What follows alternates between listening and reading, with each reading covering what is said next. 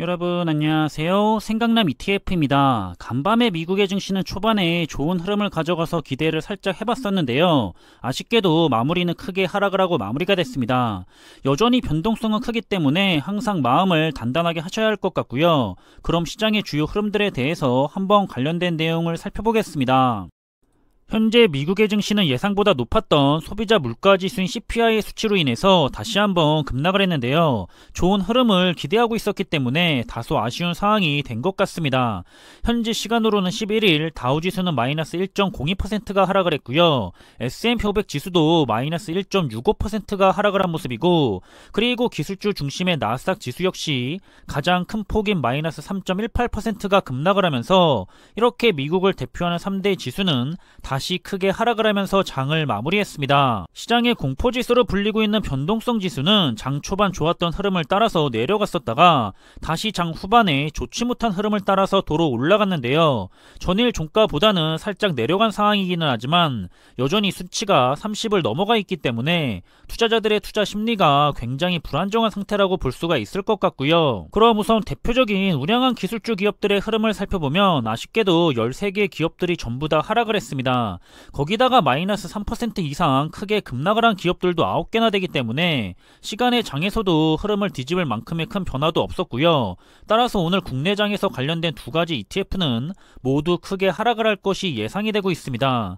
하지만 우량한 기업들은 하락을 할 때도 크게 하락을 하지만 상승을 할 때도 크게 상승을 하기 때문에 저가 매수의 기회로 생각을 하는 게 좋을 거라 판단이 되고요. 그리고 우리 투자자들이 역시나 많이 투자를 하고 있는 대표적인 투자 분야들은 역시나 간밤에 단 한 개의 종목을 제외하고 모두가 하락의 흐름을 가져간 모습인데요. 시간의 장에서도 역시 흐름을 뒤집을 만큼의 큰 변화는 없었습니다. S&P 500 지수가 이렇게 마이너스 1.5%가량 하락을 할 때 테마 ETF들은 그 2배에서 3배가량 더 크게 하락을 하기 때문에 아무래도 테마에 투자를 하는 투자자들이 상대적으로 더 힘든 시간을 가져가고 있는 것 같습니다. 따라서 상대적으로 더 큰 변동성 때문에 항상 투자에 유의를 하면서 이런 특징들을 충분하게 숙지를 하고 투자를 해야 한다고 생각을 하고 있고요. 그리고 4차 산업과 관련해서 기대가 되고 있는 대표적인 기술주 산업 분야의 ETF들도 다시 한번 크게 하락을 한 모습인데요. 역시나 테마 ETF답게 지수보다는 변동성이 더 큰 모습을 보이고 있습니다. 시간의 장에서는 그래도 다시 반등을 하려는 움직임들이 조금은 더 강하게 나타나지 않았나 싶기는 하지만 크게 의미를 둘 수는 없을 것 같고요. 그럼 현재 S&P 500 지수를 살펴보면 무너진 4100선의 지지선을 지나서 다음 지지선으로 보고 있는 3800선을 향해 내려가고 있는 모습인데요. 4100선이 무너지기 전에는 크게 하락을 했다고 생각을 하지는 않았었는데 이제는 조금 크게 내려가기 시작했다고 보고 있습니다. 그리고 저는 하단을 3600선을 염두를 했던 것이 조금 기간을 길게 두고 긴 추세선으로 봤을 때 현재 S&P 500 지수가 하단에 3600선 그리고 상단에 3900선을 가리키고 있었기 때문인데요. 필요 이상으로 내려가면 다시 올라가고 필요 이상으로 올라가면 다시 내려가는 모습입니다. 따라서 저는 이제는 그냥 S&P 500 지수의 바닥을 3600선이라고 생각을 하면서 시장을 지켜보고 있는데요. 다시 말씀드리지만 S&P 500 지수가 3600선까지 밀린다고 하더라도 지금 시점에서 마이너스 5% 정도밖에는 되지 않는 시점입니다. 그래서 지금 시점이 거의 바닥 근처에 온 것이 아닐까 하는 생각을 하고 있기 때문에 지금부터는 언제든지 매수를 해도 매력적인 구간이 아닐까 싶고요. 문제는 테마 ETF들이겠죠. 앞서 말씀드린 것처럼 테마 ETF들은 S&P 500 지수가 마이너스 5%가 빠진다면 그 2배나 3배인 마이너스 15% 이상도 빠질 수가 있기 때문에 지금부터 또 그렇게 하락을 한다는 것은 조금은 심리적인 부담으로 다가올 수가 있는 부분인 것 같습니다. 업계의 전문가들도 이제는 강력한 지지선이었던 S&P 500 지수의 4100선이 무너지자 새로운 바닥의 지지선들을 언급하고 있는데요. 거의 비슷비슷한 것 같고요. 중요한 것은 지금이 바닥 근처이기 때문에 다시 말씀드리지만 반대로 충분히 매력적인 구간에 왔다라고 보시면서 자신의 기준에 맞다면 좋은 투자를 이어나가시는 것이 어떨까 싶고요. 이왕이면 정말로 바닥 중에 바닥인 3600선보다는 밑으로 내려가지 않기를 바라고 있는 중입니다. 그리고 현재의 흐름은 정말 하이먼 민스키 모델을 따라서 흘러가고 있는 것 같고요. 지난 2020년과 2021년에 탐욕스러운 시장을 지나서 현재는 공포와 투매의 시기를 지나가고 있지 않을까 하는 생각을 해보고 있습니다. 그리고 이건 앞으로도 계속해서 반복이 될 거고요. 하지만 시장은 꾸준히 우상향을 하는 거죠. 이번에 투자자들이 정말 좋은 교훈을 얻고 있다고 생각이 되고 있고요. 입으로만 하던 장기 투자자가 아니라 소수의 진정한 장기 투자자들만이 살아남을 거라고 생각을 하고 있습니다. 일단 저도 시장이 너무 가열이 돼서 하락을 할 거라고 생각을 했었지만 그럼에도 불구하고 투자를 시작했던 이유는 그게 제가 투자한 시점보다도 떨어질지 아닐지를 확신을 할 수가 없었기 때문에 분할 매수를 통해 시장에 진입을 했었고요. 사실상 추가 매수를 통해 평균 단가는 조금 더 올라갔기 때문에 저 역시도 안전 마진이 거의 남지 않은 상황입니다.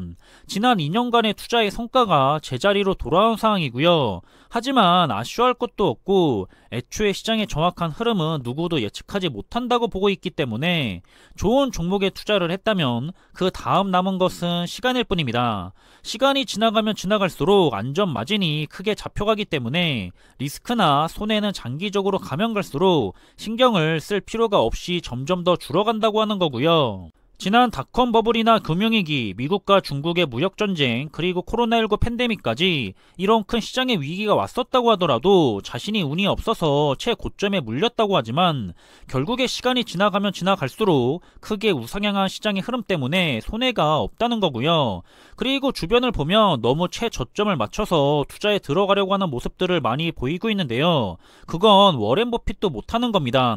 1분기에만 애플을 저렇게 사들였는데 지금 애플의 주가도 더 하락을 했죠. 그런데 왜 매수를 했을까요? 그냥 좋은 투자 종목이고 자신의 기준으로 봤을 때 충분히 매력적인 투자 구간이라고 생각을 했을 겁니다.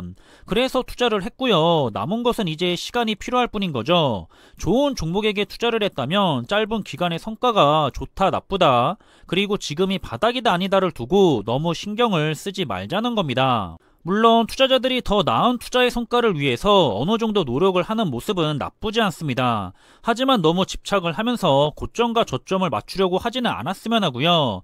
그저 좋은 주식을 샀으며 가만히 놔두는 게 가장 좋은 성과를 보였다는 것은 이미 지난 과거의 주식시장이 수도 없이 반복을 하면서 증명을 해줬습니다. 하락이나 행보를 했던 10년의 기간에도 아무 생각 없이 편안하게 매달 적립식 투자를 한 투자자의 성과는 좋았고요. 꾸준히 상승을 했던 지난 10년의 기간에도 아무 생각 없이 편안하게 매달 적립식 투자를 한 투자자의 성과는 좋았습니다.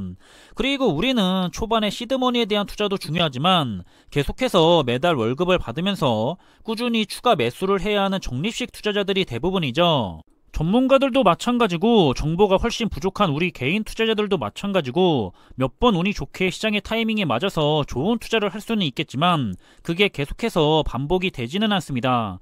그래서 시장의 평균을 이기는 경우는 극히 드물다는 거고요. 그래서 그저 꾸준하게 좋은 투자 종목의 수량을 모아나갔던 투자자들의 성과가 좋았다는 거죠. 단 한 번만 실수를 해도 모든 성과를 도로 뱉어낼 수가 있기 때문에 좋지 않다는 거고요. 지금 아무리 최악의 타이밍에 투자를 했다고 하더라도 결국 장기적으로 가면 갈수록 적립식 투자는 평균화가 되기 때문에 리스크도 줄어들고 결국에는 좋은 성과를 가져간다는 겁니다.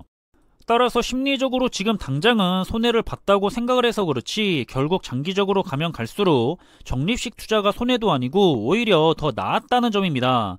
저는 이런 과거의 백데이터를 중요하게 생각하고 있기 때문에 지금 열심히 자기 기준에 맞게 투자를 한 투자자들이 결코 잘못 투자를 하고 있다고 생각하지 않고 있고요. 물론 더 하락할 가능성 또한 저도 있다고 보고 있지만 그게 마이너스 20%가 빠졌든 마이너스 30%가 빠졌든지 하락장의 용기 있게 꾸준히 매수를 해 나간 그런 소수의 투자자들이 대단하고 좋은 투자의 습관을 가졌다고 보고 있습니다.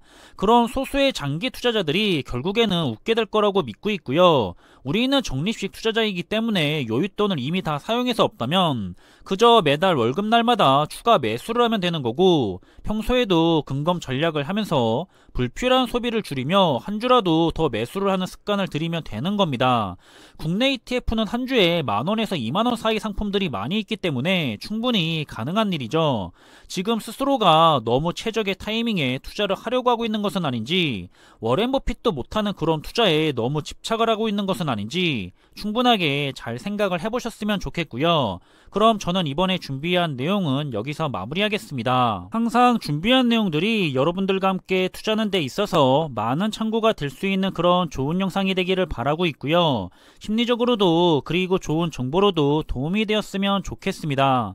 그럼 영상이 도움이 되셨다면 구독과 좋아요 부탁드리고요. 저는 다음에 더 좋은 정보들로 찾아뵙겠습니다. 감사합니다.